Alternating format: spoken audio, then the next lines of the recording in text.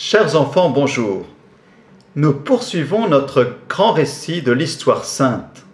Nous avions quitté Joseph et ses frères, les 12 fils de Jacob, en Égypte. Mais bien des années plus tard, un nouveau pharaon commença à persécuter les Hébreux, à les rendre esclaves, et même à décider de tuer tous les garçons. À cette époque, une famille pieuse, hébreu, met au monde un magnifique garçon. Pendant 3 mois, la maman le tient caché, mais ne pouvant plus tenir, la maman tente le tout pour le tout.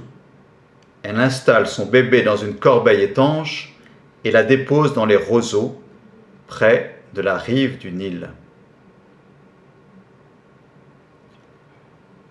La corbeille, portée par les eaux, descend doucement et arrive au palais de Pharaon. La fille du roi se baigne là et aperçoit la nacelle. À la vue du nourrisson, elle est touchée de compassion et décide d'en prendre soin. C'est ainsi que le petit garçon resta providentiellement en vie. La fille du pharaon le traita comme son fils. La princesse lui donna le nom de Moïse, ce qui veut dire « sauver des eaux ». Moïse grandit.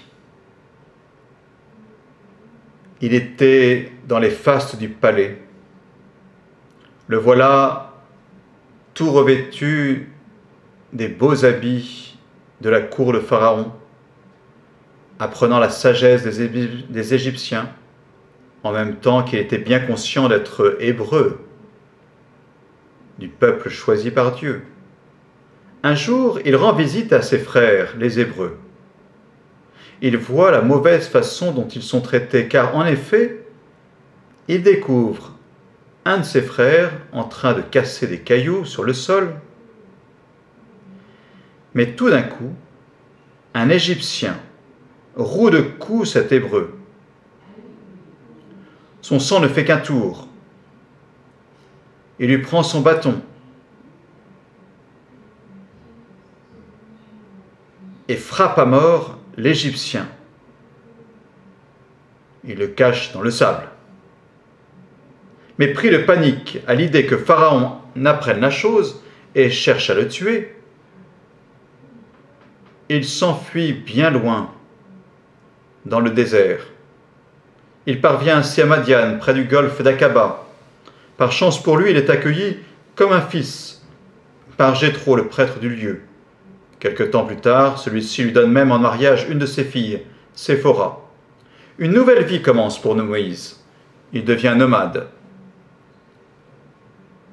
tout en gardant les moutons de son beau-père.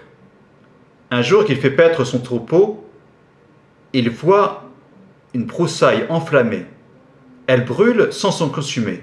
Il s'approche pour mieux la voir quand Dieu l'appelle. « Moïse, Moïse, me voici, répond-il. » « N'approche pas, reprend la voix de Dieu, ôte tes sandales, car le lieu que tu foules est une terre sainte. Je suis le Dieu de tes pères, le Dieu d'Abraham, d'Isaac et de Jacob. »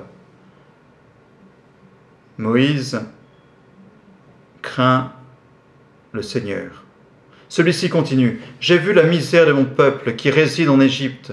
J'ai entendu ses gémissements et ses prières. J'ai décidé de le délivrer de là et de le conduire vers un pays fertile, où coule le lait et le miel. Maintenant je t'envoie auprès de Pharaon pour faire sortir d'Égypte mon peuple, les enfants d'Israël. » Cette mission dépasse Moïse, il s'en inquiète. Et si les Hébreux lui demandent de qui lui a parlé, que répondra-t-il? Dieu lui dit alors, « Je suis celui qui est. » Tu leur diras, « Je suis m'a envoyé vers vous. » C'est le nom que je porterai à jamais. Moïse, encore inquiet, demande, « Et s'il refuse de me croire ?» Sur le champ, le Seigneur réalise pour lui 3 prodiges pour convaincre le peuple. Il lui confie un bâton par lequel il opérera tous ses prodiges. Il lui donne aussi son frère Aaron, et Moïse part. Suite au prochain épisode. Au revoir les enfants.